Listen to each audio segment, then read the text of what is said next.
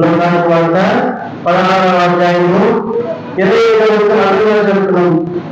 అందుకు అబ్రహాము కుమారుడు మీ కాలము మీ ఇష్టమైనట్టుగా అలాగే రాజు కష్టం అనుభవించాలని జ్ఞాపకం చేస్తాము.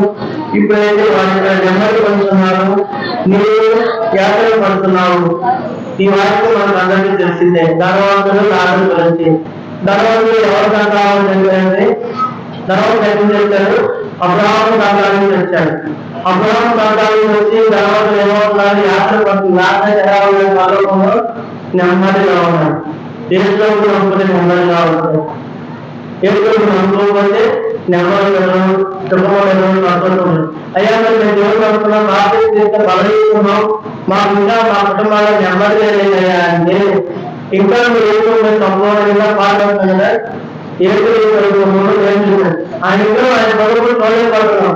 దేవుడు నమ్ముకోవాలి కానీ ఇంకా ఆయనతో సంబంధం కలిగి ఉంటుంది, దగ్గరగా దూరంగానే ఉంటున్నాం. అందుకనే దైవం అందిస్తే చూడండి, మరి శ్రమ అంటే కష్టము కాబట్టి దైవం మనం ఉంటామని దైవం ముగిస్తుంది. మరి మొదటి హామీ వద్ద 6వ అధ్యాయం ముగిస్తున్నాం. మొదటి హామీ వద్ద 6వ అధ్యాయం ముగిస్తాము. హామీ వద్ద 6వ అధ్యాయము 27వ వచనం. హామీ వద్ద 6వ అధ్యాయము 27వ వచనం.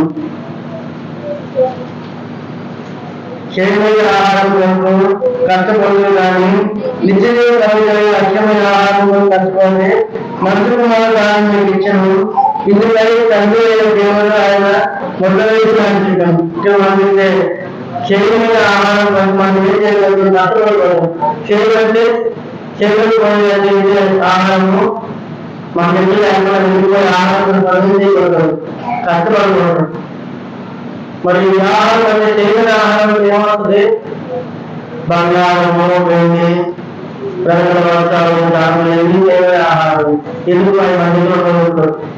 మన దగ్గర ఉండవు. నువ్వు ఎంత కష్టపడి ఎన్ని బ్యాంకులో దాటిపోయి ఎన్ని ఆలోచించినా దొంగ రావాల్సింది, తెచ్చుకోవాల్సింది. అదేవిధంగా ఎంత ఇవ్వాలి. మరి మా చిన్నతనంలో మరి బాగా ఇదేవాళ్ళు ఏంటంటే కొన్ని ప్రాంతాల్లో మరి దైవ ప్రయాణం చాలా కష్టం చెప్పారు. ఎందుకంటే ఆ ప్రాంతంలో దైవ ఆడుకోవాలి, ఇంకా చేసేవాడు చేయడానికి కావాల్సిన అభివృద్ధి చెప్పేవాడు. అది మధ్యరాత్రులు కాకుండా ఎందుకు అని చెప్పేవాడు. మరి మనం ఎంత దాచుకున్నా సరే ఈ లోపల మన దగ్గర ఏది నిలబడదు. ఎన్ని జ్ఞానాలు కలుపుకున్నా, ఎన్ని నిధులు కలుపుకున్నా, ఏదో నమ్ముకోకుండా ఆయన వల్ల మార్గంలో జీవిస్తే నెమ్మదేవాడు. ఎందుకంటే ఇక నువ్వు నిద్ర పడుతున్నా ఏమవుతుంది? నిద్ర పడుతున్నాయో నాకు ఎంత ఎన్ని బాధలు ఉన్నాయి, ఎన్ని కష్టాలు ఉన్నాయి అని కొంతమందికి ఉంటే, కొంతమంది నాకు అప్పులు ఉన్నాయి అని బాధలు, కొంతమందికి ఏమవుతుంది? అయ్యో నాకు అబ్బాలుతుంది, నా దండాలు నేనే పడుతూ ఎవరు తీసుకుంటారు ఇదే ఆలోచన ఉన్నవాళ్ళైతే ఏది ఏమవుతుంది? ధనవంతుడు అబ్రహాముడు కూడా యాత్రకు వచ్చిన పాఠంలో మరి రాజు అబ్రహాముడు ఏమవుతున్నాడు? నెమ్మదిగా ఉన్నాడు. మనం కూడా నెమ్మది కావాలంటే ఏం జరుగుతుంది అనుకోవాలి. కాబట్టి మొట్టమొదటిగా మరి శరీరమైన ఆహారం మనం కట్టుకొని వద్దులని 4వ అధ్యాయము 4వ అధ్యాయము 11 వస్తున్నాడు.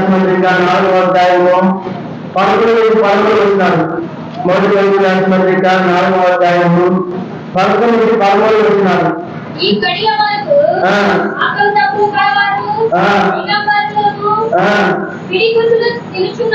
చెబుతున్నాము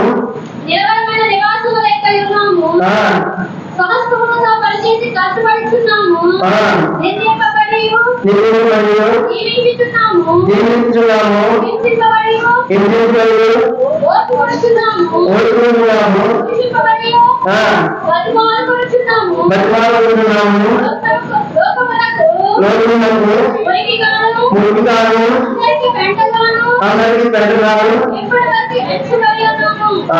లోకంలో ఇవన్నీ మనం బాగా కష్టపడుతున్నాం.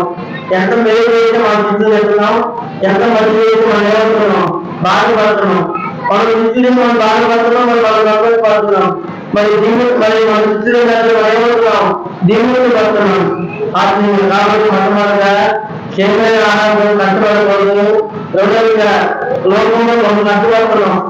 ఆ కష్టం దేనికి అంటే మరి దొంగలు పాల్గొంటాయి. వెంటనే ఊరితే మరి 18 వార్త చూడండి, 18 వార్త 13వ అధ్యాయం 18 వార్త 13వ అధ్యాయము 20వ 18 వార్త 13వ అధ్యాయము 20వ.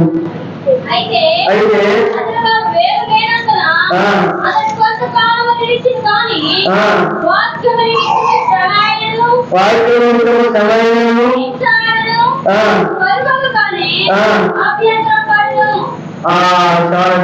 మానవ జీవితంలో కొందరు శ్రమలు రాగానే మానవులైతే పడిపోతున్నారు. శ్రమంగా ఏమవుతున్నారు? పడిపోతున్నారు. ధైర్యంగా ఉన్న మానవులు శ్రమంగా ఏమవుతారు? పడిపోతున్నారు. శ్రమ కష్టము. మొట్టమొదటిగా మరి శరీర ఆరోగ్యం మన కష్టపడుతున్నారు. రెండవదిగా ఈ రోజులు మనం కష్టపడుతున్నాము. మూడవదిగా మనం చూస్తే మరి చదువుల మీదుగా శ్రమలాగా మనం పడిపోతున్నాము. కాబట్టి నాలుగవదిగా మనము శ్రమలు మనం చూస్తే వాక్యం వరకు కష్టపడాలి. చూడండి, మొదటి రాష్ట్రపతిగా 4వ అధ్యాయం 14వ వచనం. మొదటి రాష్ట్రపతిగా 4వ అధ్యాయం 14వ వచనం.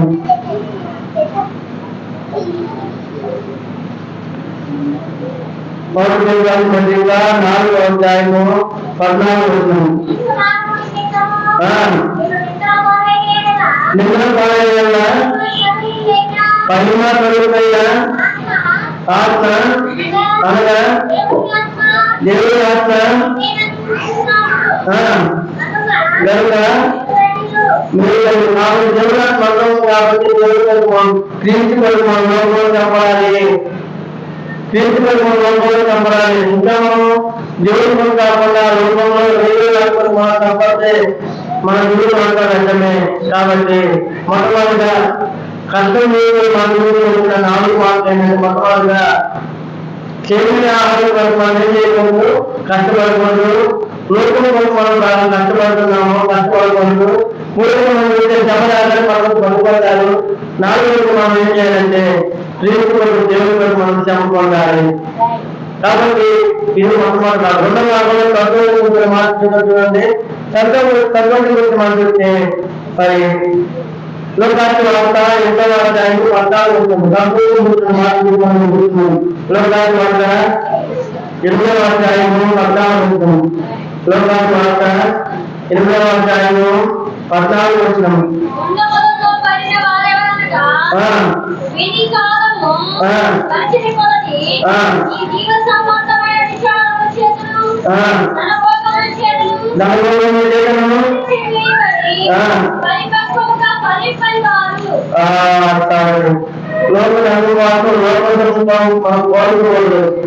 సంతోషం మనం దేవుడు పొందాలి. దేవుడు ఎలా పొందాలి కానీ లోకాలను కోసం లోకాచారాలు పక్కన చేసుకోవాలండి.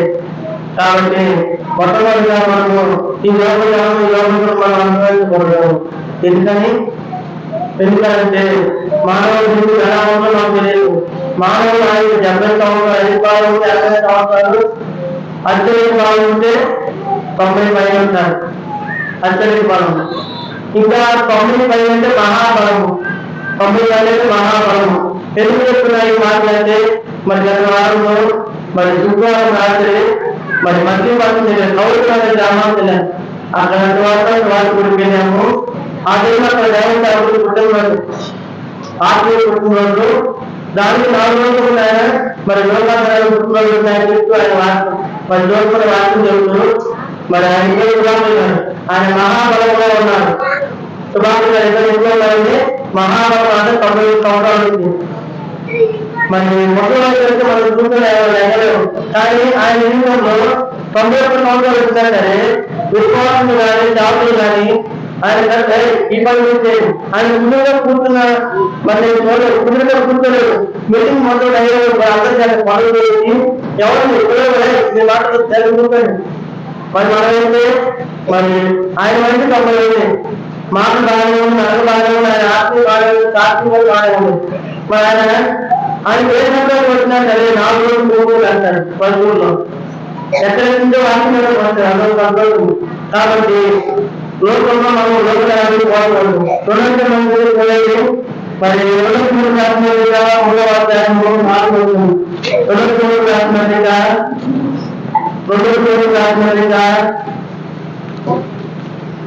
3వ అధ్యాయంలో 4 వచనం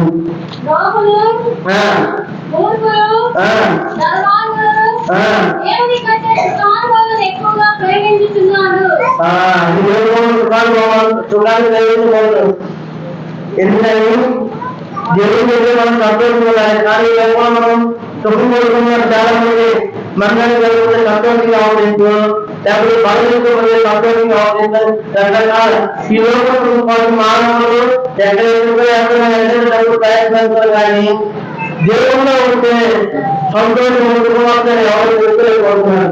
దేవుడు అక్కడ వాక్యం జరుగుతుంది కదా, ఒకరు ఏమైతే ఎన్నికలు చేస్తారు దేవుడు కానీ మానవుడు జీవితంలో ఒక్కరు ఇలా మందాన్ని పోషిస్తుంది, ఒక్కరు ఇలా మన మందాన్ని ఆగింది ఏం కాదు అనుకుంటున్నారు. కానీ లోకంలో కానీ దానివల్ల మనం ఉపయోగించుకోవడం చివరి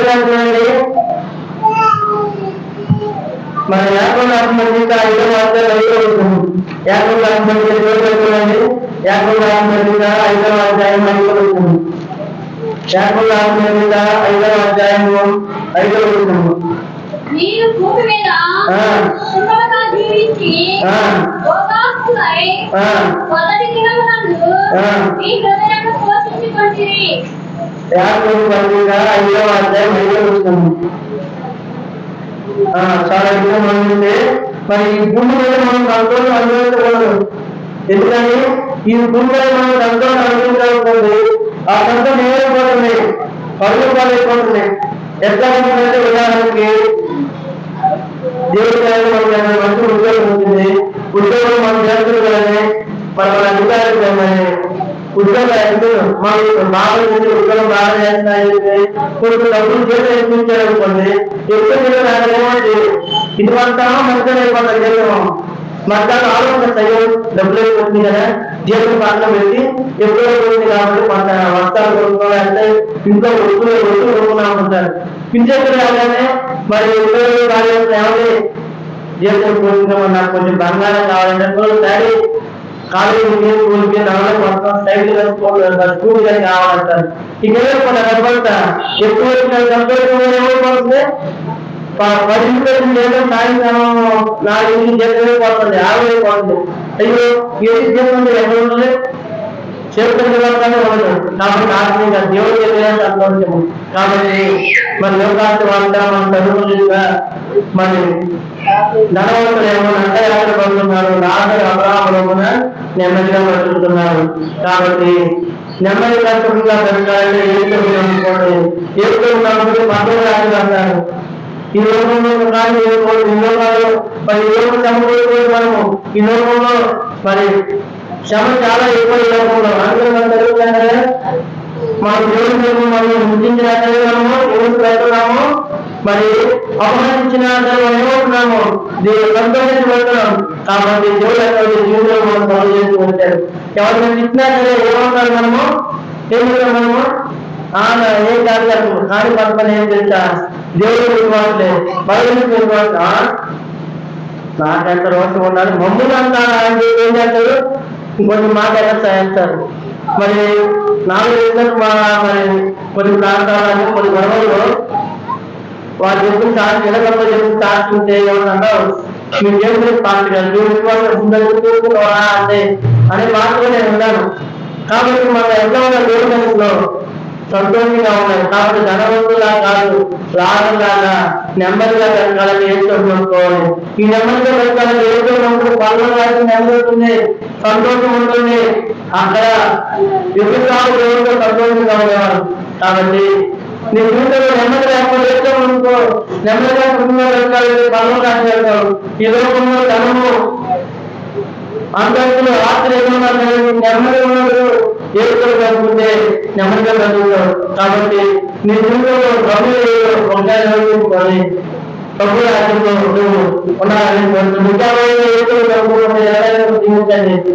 పరలోకంలో సంతోషించు నువ్వు సంతోషించు ఇవ్వకుండా సంతోషించే నువ్వు వస్తువులు కానీ మంచిగా ప్రేమించినా సరే నేను ఎప్పుడు చేయడానికి ఉంటుంది. అది ఇంట్లో మరి వంట మంచిగా